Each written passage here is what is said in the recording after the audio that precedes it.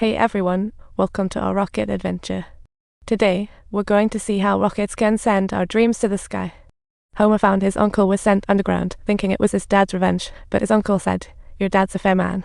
Uncle looked strict but was forced to, and said working underground paid double, which got Homer excited. So he begged Uncle to teach him welding, ready to learn no matter how tough. A third launch began, drawing a black man and his son, boosting confidence. Unexpectedly, the new fuel made the rocket stronger.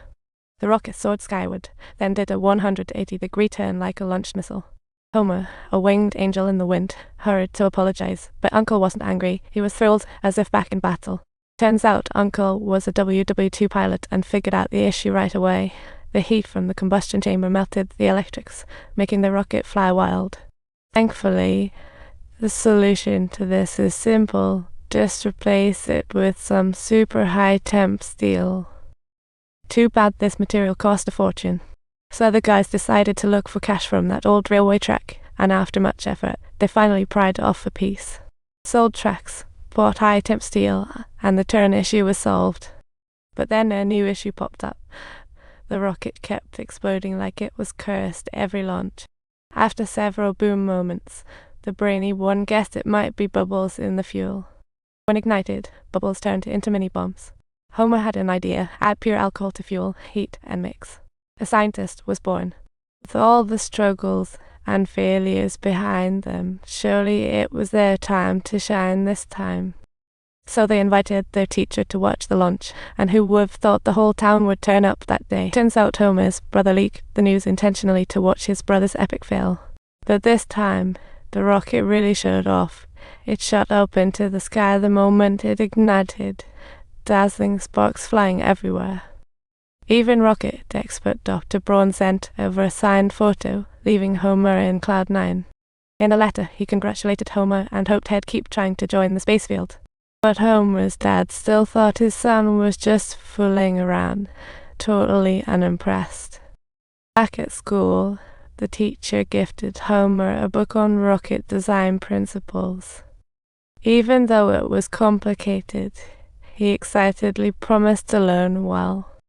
The principal entered, stating their duty was teaching kids to read, not to let them chase unrealistic dreams. He believed in the unfortunate. After countless improvements, the rocket flew higher and higher, and Homer became a local legend. Papers dubbed them Rocket Kids, the hopes of future space travel, and even the girl Homer had a crush on came to get his autograph. But before they could celebrate, the cops slapped handcuffs on them one by one. After the rocket launch, a nearby forest caught fire.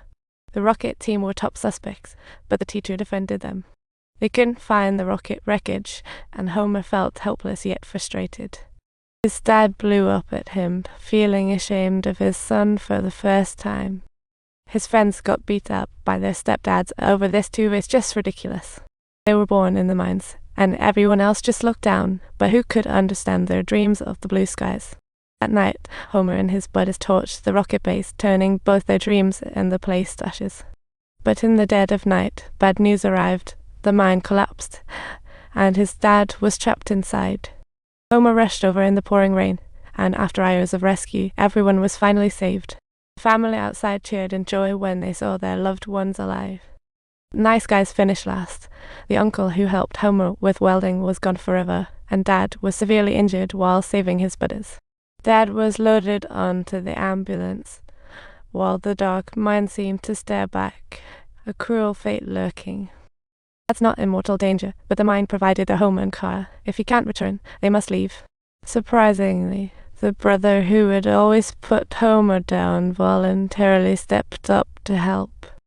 But Homer wouldn't allow it, because his brother had just received an acceptance letter from a sports university, a dream had always pursued. This was the whole family's hope, while Homer felt like the most useless one at home. So the next day he went to the principal and started the process to drop out, thinking giving up dreams didn't mean life would be easy. But giving up dreams is easy. Well, life doesn't go easy on you. His first descent into the mine was just around the corner. While everyone else lowered their heads, adapting to the darkness, he stubbornly looked up at the stars, the beam of light still guiding him. Months later, Homer fully adjusted to the coal mining life. When friends came to visit, he worked hard to pretend to be happy. Seeing him fitting in the mine life, Dad on the bed felt pleased and for once praised Homer.